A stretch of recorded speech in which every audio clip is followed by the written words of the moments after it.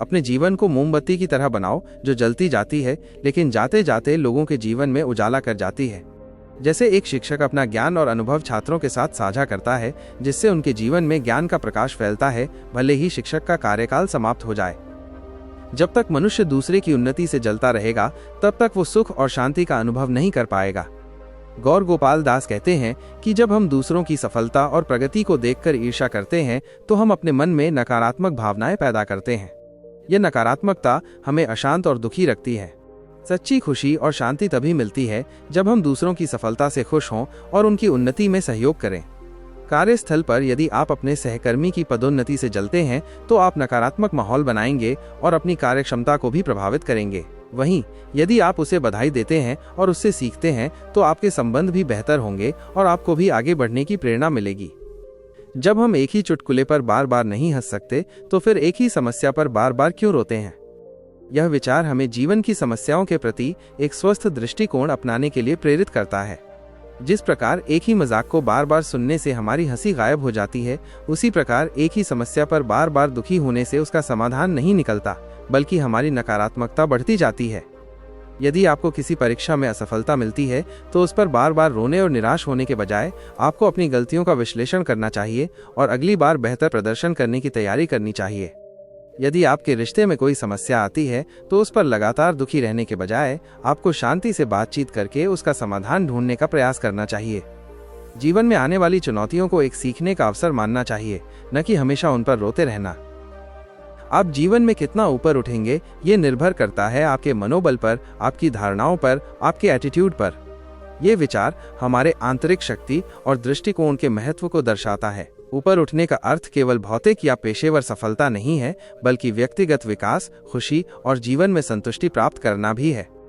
गौर गोपाल दास कहते हैं कि हमारी सफलता की सीमा 3 मुख्य कारकों से निर्धारित होती है। मनोबल, ये हमारी आंतरिक शक्ति और आत्मविश्वास है कि हम किसी भी चुनौती का सामना कर सकते हैं और अपने लक्ष्यों को प्राप्त कर सकते हैं। उच्च मनोबल हमें मुश्किल परिस्थितियों में भी हार मानने से बचाता है।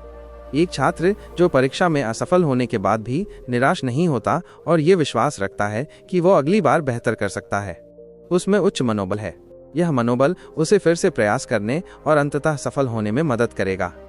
आपकी धारणाएं, परसेप्शंस, यह वो तरीका है जिससे हम दुनिया और खुद को देखते हैं।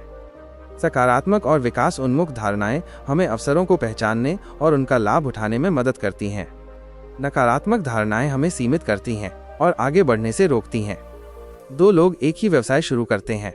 एक व्यक्ति बाजार की प्रतिस्पर्धा को एक बाधा के रूप में देखता है, जबकि दूसरा इसे नवाचार और बेहतर बनने के अवसर के रूप में देखता है।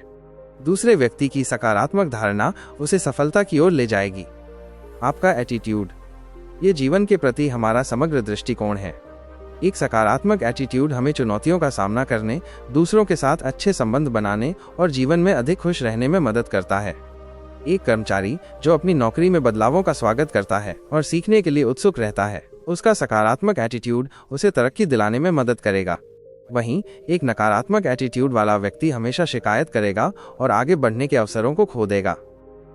हम जो कर सकते हैं उस पर ध्यान केंद्रित करना विकास के लिए सबसे शक्तिशाली उत्प्रेरक है।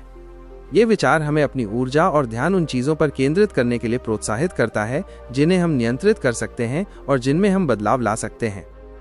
अक्सर हम उन चीजों के बारे में चिंता करते रहते हैं जो हमारे नियंत्रण से बाहर होती हैं, जिससे हमारी ऊर्जा व्यर्थ होती है और हम निराश महसूस करते हैं। इसके विपरीत जब हम अपनी क्षमताओं और उन कार्यों पर ध्यान केंद्रित करते हैं जिन्हें हम कर सकते हैं, तो ये हमें प्रगति करने और विकसित होने के लिए प्रेरित करता है। ये हमें सक्रिय बनाता है और हमें समाधान खोजने की दिशा में काम करने के लिए प्रोत्साहित करता है। यदि आप एक नया कौशल या स्किल सीखना चाहते हैं तो इस बात पर ध्यान केंद्रित न करें कि यह कितना मुश्किल होगा या दूसरों को इसे सीखने में कितना समय लगा। इसके बजाय उन छोटे छोटे कदमों पर ध्यान केंद्रित करें जिन्हें आप आज उठा सकते हैं, जैसे कि एक ऑनलाइन कोर्स में दाखिला लेना या कुछ बुनियादी अभ्यास करना।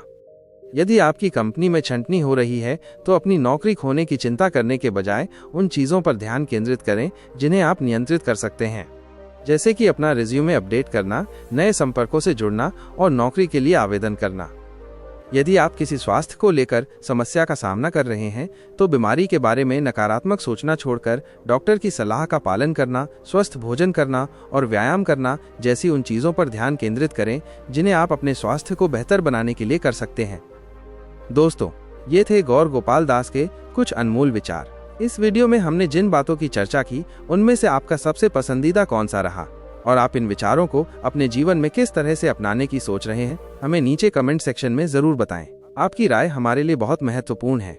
जल्द ही मिलते हैं एक और नए विषय के साथ। तब तक के लिए अपना ख्याल रखिए और जीवन में आगे बढ़ते रहिए।